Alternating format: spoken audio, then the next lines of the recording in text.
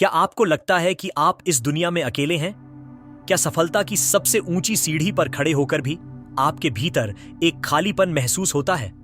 हम सभी कुछ न कुछ ढूंढ रहे हैं, शांति, शक्ति या शायद सिर्फ एक कनेक्शन। लेकिन क्या हो अगर मैं आपसे कहूं कि ये सब आपके आसपास अदृश्य धागों से बुना हुआ है? आज हम एक ऐसे व्यक्ति की कहानी साझा करेंगे जिसने इस अदृश्य जाल का सामना किया और पाया कि ब्रह्मांड का सबसे बड़ा रहस्य उसके अपने भीतर ही छिपा था।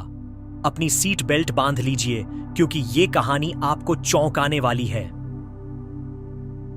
मुंबई की कंक्रीट की जंगल में, जहां आसमान छूती इमारतें सूरज की रोशनी को भी निगल जाती थीं, वहीं एक नाम था जो हर जुबान पर था, अर्जुन मेहरा। मेहरा कॉर्प का सीईओ, एक ऐसा नाम जिसने केवल 5 सालों में एक स्टार्टअप को अरबों के साम्राज्य में बदल दिया था। अर्जुन एक जीनियस था, इसमें कोई शक नहीं। उसके फैसले सटीक थे, उसकी रणनीति बेजोड़ और उसकी क्रूरता उसकी सफलता की कहानी का एक अनकहा अध्याय थी। वह मानता था कि भावनाएं कमजोरियां हैं, लेकिन जब रात की खामोशी उस पेंट हाउस को घेर लेती तो अर्जुन को एक अजीब सा खालीपन महसूस होता था। वो सोचता, ये सब क्या है? क्या यही वो सब है जिसके लिए मैं भागा? अर्जुन की दिनचर्या मशीन की तरह थी।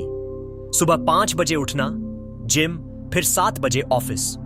उसके कर्मचारी उसे एक रोबोट मानते थे, भावनाहीन, अथक और असंभव रूप से कुशल। उसके लिए मेहरा कॉर्प सिर्फ एक कंपनी नहीं थी, यह उसका जीवन था, उसका उद्देश्य। एक रात अर्जुन को एक अजीब सपना आया। उसने देखा कि वो एक घने जंगल में खो गया है। तभी उसे दूर से एक सुनहरी टिमटिमाती हुई रोशनी दिखाई दी। ये रोशनी असल में अनगिनत पतले सुनहरे धागे थे जो हवा में तैर रहे थे। अचानक एक धागा टूट गया और उसे अपने सीने में एक दर्द महसूस हुआ। लेकिन अगले कुछ हफ्तों में वो सपने फिर से आने लगे, कभी धुंधले, कभी थोड़े साफ। दिन के समय भी कभी कभी उसे भीड़ में चलते हुए या किसी मीटिंग के दौरान लोगों के इर्द गिर्द एक हल्की सी सुनहरी चमक दिखाई देने लगती।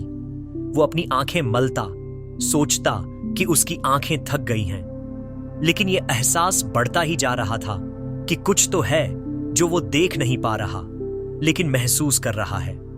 ठीक इसी समय मेहरा कॉर्प पर एक बड़ा संकट आ गया। कंपनी के फ्लैगशिप प्रोडक्ट न्यूट्रोलाइफ पर गंभीर आरोप लगे कि उसमें ऐसे रसायन मिले हैं जो स्वास्थ्य के लिए हानिकारक हैं। शेयर बाजार में कंपनी के शेयर धड़ाम से गिर गए। मीडिया ने अर्जुन को एक राक्षस के रूप में चित्रित करना शुरू कर दिया। उसके सबसे भरोसेमंद साथी अमित, जिस पर वो आंख मूंद कर भरोसा करता था, उसने भी उसका साथ छोड़ दिया। अमित ने एक प्रेस कॉन्फ्रेंस में सबके सामने अर्जुन पर आरोप लगाए कि वो अपनी गलतियों को छुपाने के लिए उसे बलि का बकरा बना रहा है। अर्जुन को लगा जैसे उसकी पूरी दुनिया उसके सामने ढह रही थी। उसने हमेशा यही सोचा था कि पैसा और शक्ति ही सब कुछ है, लेकिन अब जब ये सब उससे छीना जा रहा था, उसे अपनी जिंदगी में एक भयानक, असहनीय खालीपन महसूस हुआ। यह खोखली जीत का कड़वा सच था। संकट ने अर्जुन को भीतर तक तोड़ दिया था। शहर की चकाचौंध से दूर वो अपने पैतृक गांव की तरफ भागा, जहां उसकी बूढ़ी मां रहती थी। मां ने उसे बिना किसी सवाल के गले लगा लिया। गांव की शांति मुंबई के शोर से बिल्कुल अलग थी। एक दोपहर जब अर्जुन गांव के मंदिर के पास से गुजर रहा था, तो उसकी नजर एक वृद्ध महिला पर पड़ी। वो महिला देवी मां के नाम से जानी जाती थी। गांव के लोग उसे एक संत मानते थे। अर्जुन को नहीं पता क्यों, लेकिन वो खुद को उसकी ओर खींचा हुआ महसूस करने लगा। देवी मां ने शांत स्वर में कहा, बेटा, तुम बहुत कुछ खोकर आए हो, लेकिन शायद तुमने सबसे जरूरी चीज पा ली है। आप कैसे जानती हैं? अर्जुन ने पूछा। देवी मां मुस्कुराई। ये दुनिया सिर्फ वही नहीं है जो हमें आंखों से दिखती है बेटा। कुछ चीजें ऐसी भी होती हैं जिन्हें महसूस करना पड़ता है, देखना पड़ता है अदृश्य धागों से। उन्होंने उसे साधारण से परे देखने के लिए प्रेरित किया। अर्जुन ने गांव में कुछ दिन और बिताए। एक दिन वो गांव के कुएं से पानी भर रहा था। एक बूढ़ी महिला फिसल गई और उसकी पानी की बाल्टी गिर गई। बिना सोचे अर्जुन ने तुरंत उसकी मदद की, बाल्टी उठाई और उसे घर तक पहुंचाया। अर्जुन ने तर्क से इसे समझाना चाहा, लेकिन ये संयोग इतने सटीक थे कि वो उन्हें नजरअंदाज नहीं कर सका। उसे लगा जैसे देवी मां की बातें सच हो रही थीं। कुछ तो था जो चीजों को आपस में जोड़ रहा था। एक छोटा सा कार्य, एक अप्रत्याशित परिणाम। अपनी मां के घर में रहते हुए अर्जुन ने एक पुरानी धूल से ढकी हुई संदूक खोली। यह उसकी दादी की पुरानी चीजों से भरी थी। सबसे नीचे उसे एक पुराना चमड़े का बाउंड जर्नल मिला। यह उसकी दादी की हस्तलिखित डायरी थी। जब उसने पन्ने पलटे तो वह हैरान रह गया। दादी ने उसमें अदृश्य धागों और नियति के बुनाई के बारे में लिखा था। डायरी में लिखा था, जीवन एक विशालकाय जाल है मेरे बच्चे। हर आत्मा एक धागा है और हर कर्म एक गांठ। जब तुम किसी के प्रति दयालु होते हो तो तुम्हारा धागा उसके धागे से जुड़ जाता है और एक नई शक्ति पैदा होती है। जब तुम स्वार्थी होते हो तो तुम्हारे धागे कमजोर पड़ जाते हैं और तुम अकेले पड़ जाते हो। ये धागे अदृश्य हैं, लेकिन उनका प्रभाव वास्तविक है। ब्रह्मांड हमें एक दूसरे से जोड़ता है, हमें बस देखने की जरूरत है। अर्जुन को लगा जैसे किसी ने उसके सामने एक नई दुनिया खोल दी हो। उसकी दादी, एक साधारण गांव की महिला, इन गहरी सच्चाइयों को कैसे जानती थी? क्या देवी मां भी इसी ज्ञान की बात कर रही थी? इन जुड़ाव की फुसफुसाहटों ने अर्जुन के वैज्ञानिक और तार्किक मन को हिलाना शुरू कर दिया था। दादी का जर्नल और देवी मां की बातें अर्जुन के मन में गहराई तक उतर चुकी थीं। उसने गांव में रहते हुए छोटे छोटे कामों में हाथ बटाना शुरू किया। उसने देखा कि लोग एक दूसरे की कितनी मदद करते हैं बिना किसी स्वार्थ के। हर बार जब वो किसी की मदद करता, उसे अपने अंदर एक गर्मजोशी और खुशी महसूस होती जो उसे करोड़ों कमाने के बाद भी कभी नहीं मिली थी। एक दिन मेहरा कॉर्प से एक बड़ी खबर आई। न्यूट्रोलाइफ घोटाले में असली दोषी पकड़ा गया था। ये अर्जुन का सबसे बड़ा प्रतिस्पर्धी समीर था। अर्जुन का नाम साफ हो गया था। कंपनी के शेयर फिर से बढ़ने लगे और बोर्ड उसे वापस बुलाने के लिए उत्सुक था। ये उसके लिए एक बड़ी जीत थी, लेकिन इस बार अर्जुन को पहले जैसी खुशी नहीं हुई।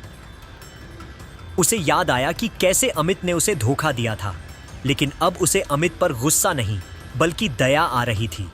उसने अमित को फोन किया और उसे बताया कि वो उसे माफ करता है। अमित हैरान था और उसने पहली बार अर्जुन से माफी मांगी।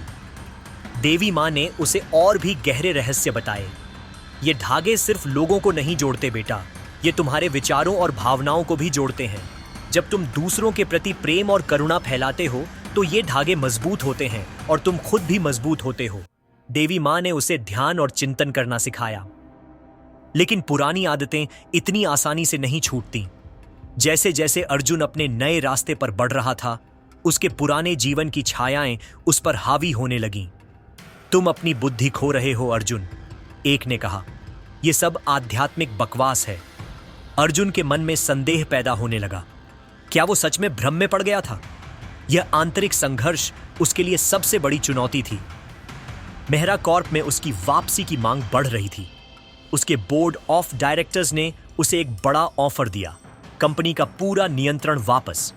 लेकिन अर्जुन ने उस ऑफर को ठुकरा दिया। उसके पूर्व सहयोगियों ने उसे पागल समझा। तुम एक अरबों की कंपनी छोड़ रहे हो अर्जुन?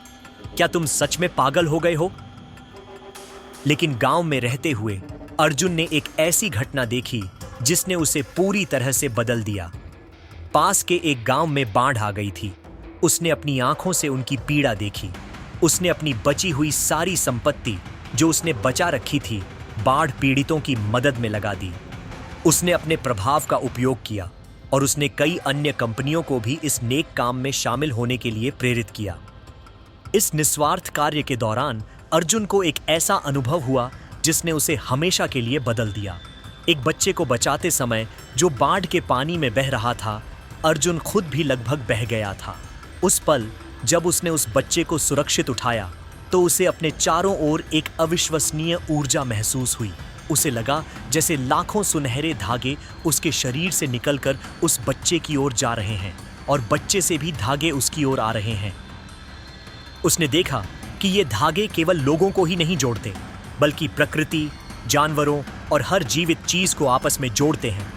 उसे लगा जैसे वो ब्रह्मांड के विशालकाय स्पंदित हृदय का हिस्सा बन गया है। उसे एक साथ आनंद, शांति और असीमित प्रेम का अनुभव हुआ। उसे समझ आया कि ये धागे बाहरी नहीं हैं, ये हमेशा उसके भीतर ही थे और हर किसी के भीतर थे। ये धागे करुणा, दया, प्रेम और निस्वार्थता के थे। अर्जुन को अचानक एहसास हुआ कि देवी मां ने उसे कभी कोई शक्ति नहीं दी थी। उन्होंने केवल उसे अपनी खुद की आंतरिक शक्ति को खोजने में मदद की थी। बड़ा ट्विस्ट, अर्जुन को एहसास हुआ कि अदृश्य धागे कोई बाहरी रहस्यमय शक्ति नहीं थे, बल्कि सार्वभौमिक सहानुभूति और प्रेम का प्रवाह थे।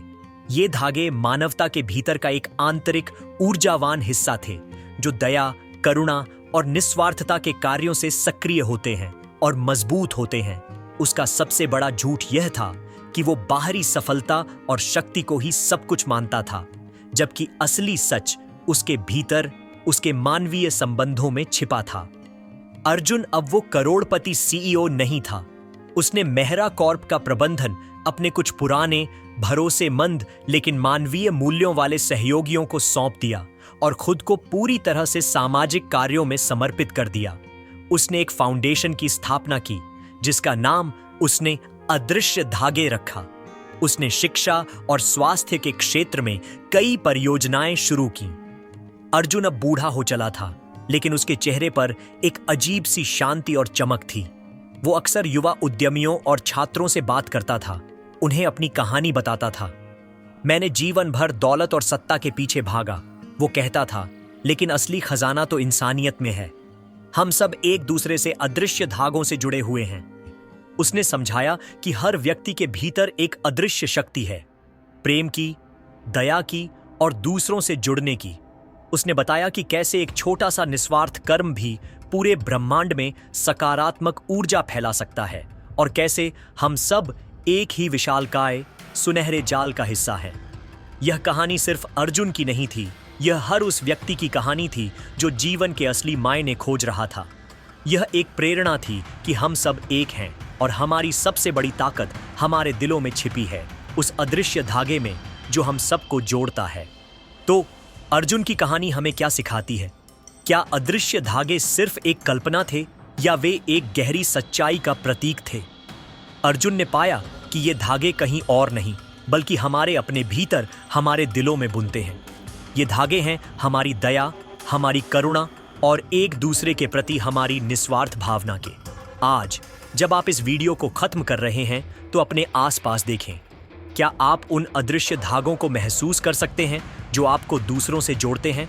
याद रखें, सबसे बड़ी शक्ति, सबसे बड़ा धन और सबसे गहरी शांति दूसरों के लिए जीने में है।